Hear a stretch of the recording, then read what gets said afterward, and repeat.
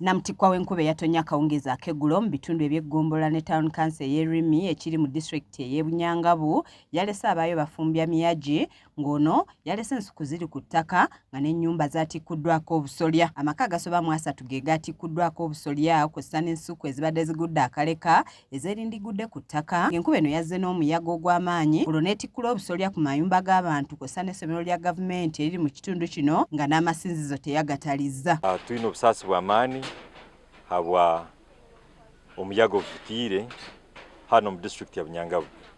Amagombora gakwinganingana 5 gona gatabanizibwe na hali amasomero gaitu aga government agatoira omuyaga na hali emisiri y'abantu ebitoke bigwire na hali amakanisa n'ebicweka ebindi enguudo nazo sisikaire with mud slide. Okusinziira ku bakulembeze mu kitundu kino ensuku ebitundu 95 ku 100 ezerindigudde ku ttaka nga n'ekkanisa eziwerera ddala 3 yazirindigudde ku ttaka. Gwasahanka mwende za Rwebajju aizirege enjura ey'amaani ejwa mu muyaga gw'amaani akumalira gwikirege n'ugutera ebyombeko byaitu ebyabegi ngusekura amabati n'ugubitwana urugonjo rwaitu rw'ebitoke ebi byona biri hansi ebyombeko ebimu n'amabati gagenzire biro atule hano tuli mu kinamiro ugwaitu gulugumu gukusaba kutwija kutwirukira okurwa mu mwatuyamba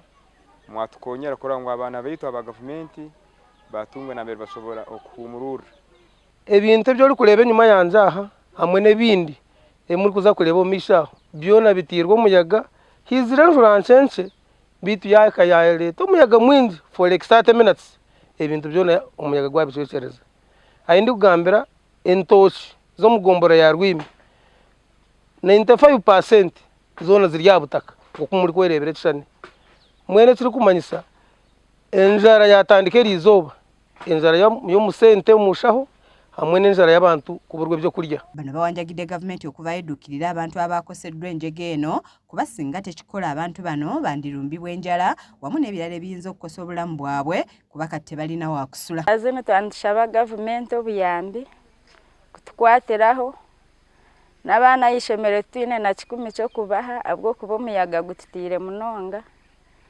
Ssentebe wa district y'Ebunyangabu Ategeka James atutegeezezza nti basindisedde abantu okwekenneenya embeera nga bano baakuvaayo n'alipoota enkomeredde enaatwalibwa mu ofiisi ya Ssaabaminisita olunaku olw'enkya abantu bano basobole okuyambibwa. Ka district tutwine ekyamaani ekitukora kweaho nka district disaster committee kiro kino tujja kwikarra turole uko turakora report tukakisindika mu disaster preparedness ab'obuyambi.